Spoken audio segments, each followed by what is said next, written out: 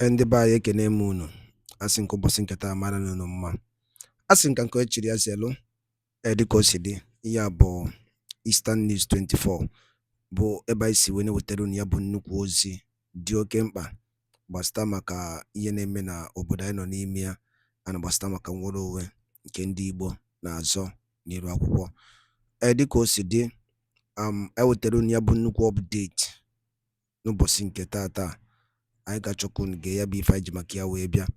Mana bụfọ anyị gaa n'iru gosi na ya bụ ife anyị ji maka ya wee bịa, ọ bụ na nke a bụ bụsiz gị ị na-ejete afọ ya bụ ihe onyonyo nke anyị na-eme n'iru akwụkwọ n'ụbọchị nke taa. Ọ bụ na tata bụ ụbọchị izizi gị, ekeba arụ ka ị subscribe and turn on your notification ka ịlapụ miss any of our update dịka anyị na-drop ya kwa mgbe n'iru akwụkwọ na Eastern News 24. Ọgwụnakọ aha m n'ọnụ ndị Igbo, ọnụrụ si mee gịnị ya kọrọ nwanne ya. Ma dịka ihe ije gị ga ya bụ ife oge ugbo ị ga-esia ya drop your own comment ife iche gbasata maka ihe ndị a niile ịnụgasị n'iru akwụkwọ n'ụbọchị nke taa. All right, over to you, sir. Have no right to bear arms. Apart from the fact that the penal code applicable in the north and the criminal code applicable in the south recognize the right to self-defense. In other words, if somebody aims a gun at me and I can quickly grab another gun, I have the right to shoot. Just to be clear, you're saying the law permits Nigerians to bear guns? Yep. But you are required to apply for the license. But I'll come to that in a moment. I'm just talking of the right to self-defense. It's also guaranteed by the Constitution. All I'm required to do is that I must not use a force that is not proportional to the threat. In other words, if you are going to hit me with a cane, I cannot go for a gun. That will not be proportional. So the proportionality is the issue. This under Section 33 of the Constitution, which guarantees the right to life. The right to life is sacrosanct, but there are exceptions. Section 33, subsection 2 provides that somebody will not be said to have lost his right to life under the Constitution if he loses his life because some force was applied while he or she is trying to kill another person or to steal my property. Well, you know, it's a capitalist society. The right to property is also sacrosanct. So, in other words, somebody can lose his life if he's trying to kill another citizen or trying to remove the property of another citizen. Somebody can deploy some force, but the force must be reasonable. You've got me confused here, Mr. Falana. We're coming there. So first of all, you talked about the fact that Nigerians can bear arms according to the law. Yeah, under the Firearms Act, you are required to apply for a license to bear arms. Okay, we're coming there. Now, you also said that the force both ways must be proportional. Yes. How do I know the kind of proportion the other fellow was bringing my way? For me to know the kind of you have to look at the circumstances. For instance, if a gang of armed robbers took over your house, whatever force you can muster, the law allows you to deploy it. Any force you can muster. Could have already surrounded your house. Whether you have a license or not, and you can lay hands on a gun, you can shoot and kill them. According to the law. Yes, you won't be charged with murder. So even if you are charged with murder, you plead self-defense. So how did I get the gun in the first place? That's another matter. That's another matter. Once the law says I can defend myself by deploying force that is reasonable or proportional. can grab it from anybody. But if you now want to, in reaction to what the Chief of Army Staff said, I am saying, in Nigeria, if you meet certain conditionalities, you can apply for a license to bear arms. We'll come to the applying for the license in the first place, but what I understood before now is that there is a limit to the kind of firearms that an average Nigerian can. For sure. Okay, so for sure, speak to that, because people listening to you right now can just make a call to someone in Germany and say, I need an AK-47 in my house. No. You must have a license, which is why on a regular basis, when the government discovers that many people have acquired weapons in the country, you are then told to report to the Commissioner of Police in that state, either to renew your license or to validate your license. Because if you have no licenses and you have weapons, you have committed an offense under the Firearms Act. So you must apply for a license. Where a problem may arise is where you now say, sorry, you've given license to Mr. A to bear arms. You now deny it to Mr. B, who meets the conditions. Of course, you can challenge that in court. Before or after I've been killed by a firearm that I did not? No, for denier. The denier. Okay. The denier can be challenged. Let's stick with this for a little while longer, Mr. Falana. You said that a Nigerian has a right to defend himself. Yes, under the criminal code and the penal code and the constitution, with any gun available. Yes. Is that what you just said? Oh, yes. So even if it's a .45 or an AK-47, I can defend. If the man is trying to shoot me with AK-47 and I can lay hands on AK-47, I have the right to shoot, to aim and kill him before he kills me. That's the law. Okay. So what is not permitted? Okay.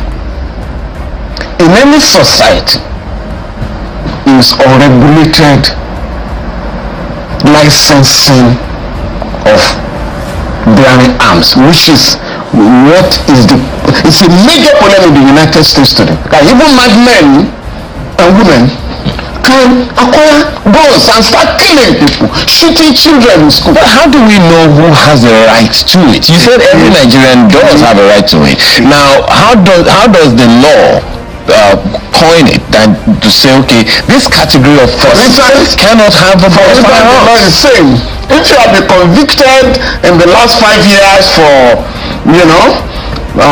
certain offenses, you will not be allowed. If you are a person of intemperate habits, you will not be given a license. If you're under 17, you will not be given a license, and so on and so forth. So, but if you meet the conditions and you are said to be responsible, you might be given a license, but they won't give. I was talking to a police officer one day, a senior police officer. Man, I'm trying to acquire a license. I have a lot of threats to my life. He said, no, they won't give you. I said, why? He said, because the government will believe that you will just fire, a government official won't. I said, no. So, but the government will have to find out. I mean, of course, the person must not be a person of unsound mind. It's in the law.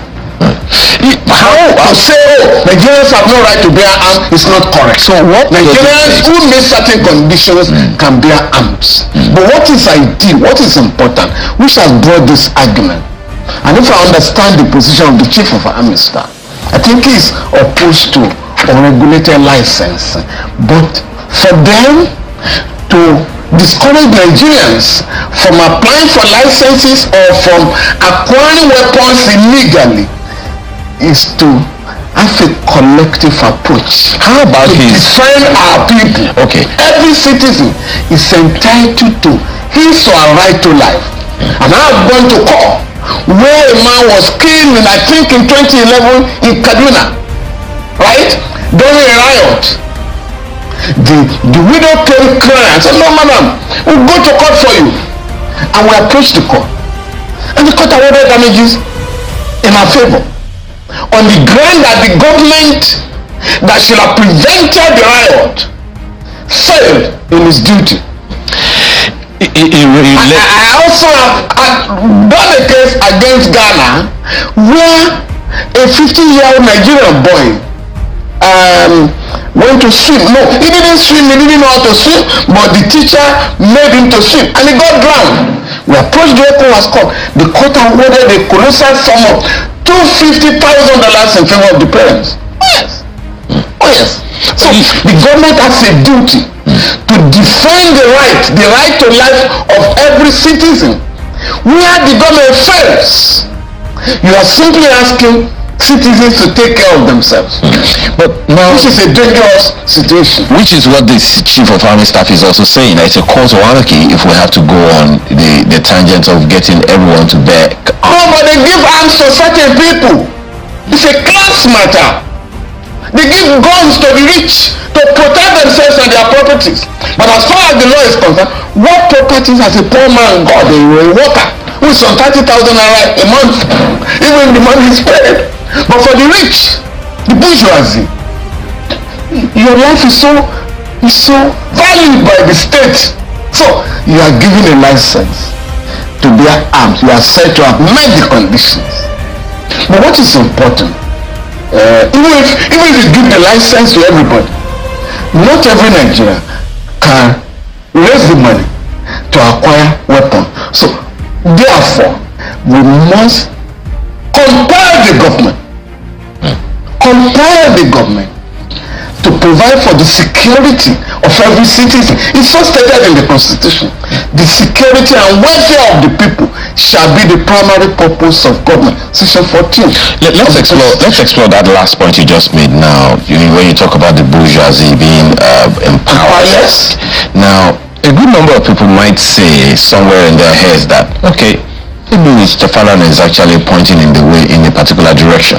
That politicians or the political class who wants to get these things done by every means can empower some of their cronies and, give them arms, licenses for them. They do it. The Constitution. What do they do? The Constitution has abolished thuggery, vandals, and so on and so forth. Where politicians arm young people. But you hear all the time, you read all the time, that thugs have been arrested with weapons. Where are they being tried? Nowhere. So, the volume of weapons in the country will have to be blamed. The political class will have to be blamed for it. Now, what has the Senate done now? They summoned the NSA and the service chiefs to do what? To discuss problems that you know about. In those areas, in those two local governments in Plateau, where this unfortunate incident occurred, you have police stations, you have the offices of the state security service. Don't you know SSS officials are in every local government? So what happened? They are not equipped, they are not empowered to stop violence. They are not empowered, they are not equipped to gather intelligence. So I'm going to challenge the National Assembly. It's not enough to summon service chiefs. After the meeting, can we decide as a people that we want to empower the police in our country to police the society? Look, just imagine the budget of the National Assembly was 178 billion naira. It had been raised to 344 billion naira, and the president signed the budget into law 2 days ago. Can you say such a country cannot equip the police if it is committed to do so. Just a quick thing about the communities in Plateau State that you mentioned. Yes. The governor of the state said, the same thing about some about 64 communities or thereabout being occupied, by non-state actors, or so to speak. And and a number of people, and you also heard him when, before the comment that, when we came live, talking about the fact that he didn't accuse the previous government of not having political will, but he's asking for this government to muster the political will to do the needful by the people in those communities. Now, when you hear that kind of rhetoric, the question in my mind is, Mr. Falana, what do we need the political will for when the constitution and the law is clear about what the security agencies need to do? No, I am saying the security agencies are not equipped. Is that the political will? Yes. If the political will is mustered today, we can stop these illegal, unlawful killings. Could you please define political will? Because I don't know. All right.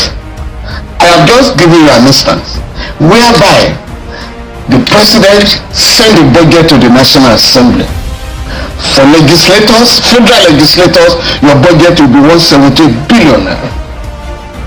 On their own, they raised it to 344 billion naira, and that has become the law.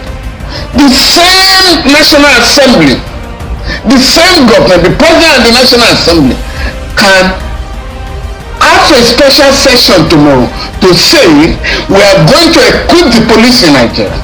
So we are going to make provision for the police to acquire weapons, to acquire vehicles, to make gadgets available in their offices, and to train them to stop unlawful killings in Nigeria. But nobody is addressing that. All we are being told, NSA service chiefs come. What happened? They will be given the explanation, right? And that is the end of the matter. We are waiting for the next one. In the last 10 years, or rather in the last 24 years, you have had more than 20 incidents in Plateau State, in Benue State, in many other states in the country. Okay. Well, Mr. Falana, there's so many other issues to raise on that one, but my colleagues also would like to comment on this. Go ahead, guys.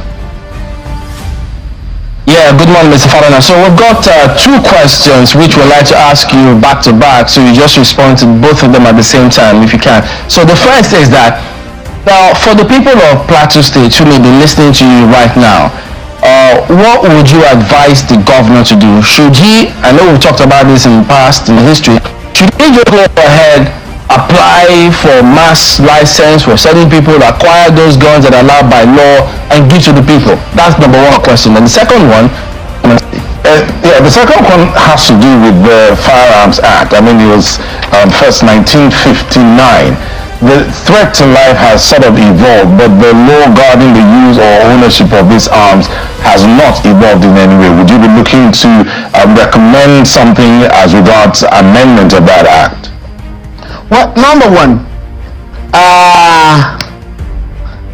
on Plateau State, I can say that I was rather flabbergasted that the governor of the state or the federal government never declare curfew, never impose curfew on that state, at least to stop the national killings.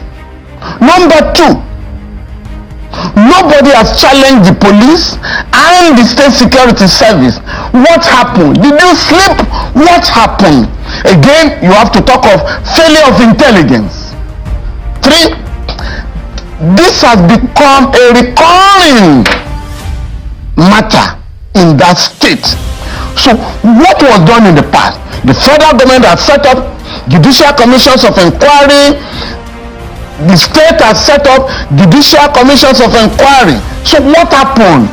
What happened with the reports, the recommendations? They were never implemented. Those who were arrested in the past, why were they not prosecuted?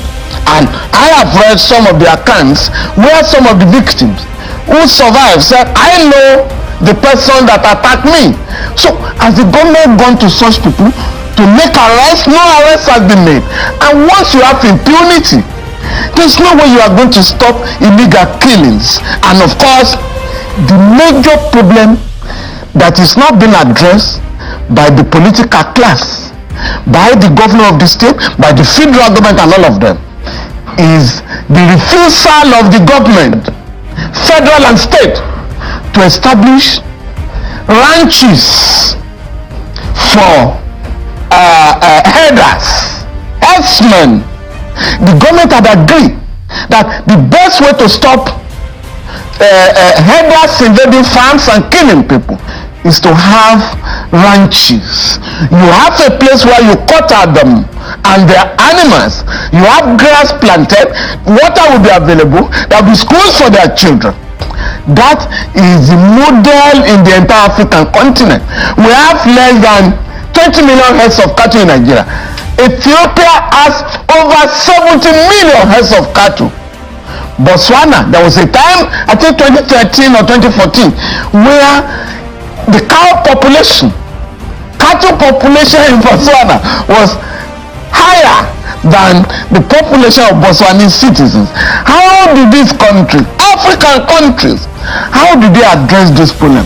It is by having ranches. Now, the last government, the Buhari regime, initially said, I think the Minister of Agriculture then, Audiobe, said, oh, we have acquired 55,000 hectares of land for ranches. At the end of the day, he jumped to be talking of cattle colony, and so on and so forth.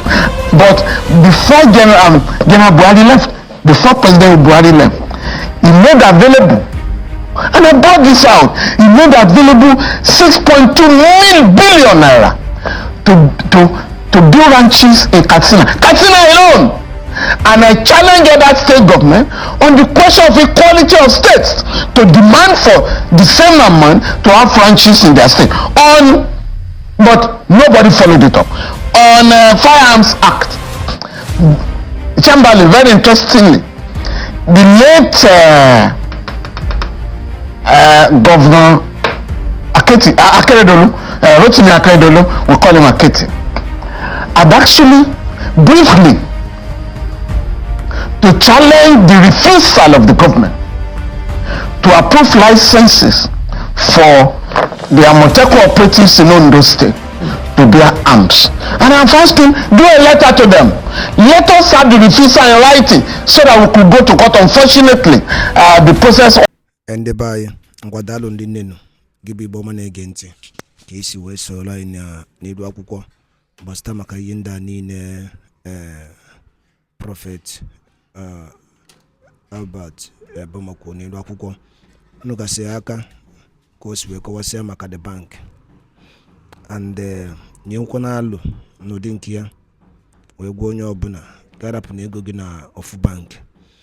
I be febo on your banamanobodo adaligo, and do your banamana namili abago opiobogoro. Amanon genti, Ogamazi and the Kano Canonilo. O would if Okugasi Oku, Basta Maka, Iano name Bua, Maka this bank of issue, Obrun Getete, of for my own name. Onyendu, Mazin and the Kano, Kugasi Loku di teacher. So no bonucho no bonadia. Ucho no bonadia, go Sarah Pegona Bank. Ucho no bonadia. That Neo Frona Biano, Bunuia, Bien Lidiono, Monodoro Umochineka Canante. Konyo Bona, Manakosi, Aquado, Makaya Bife. And this is June, ka prophet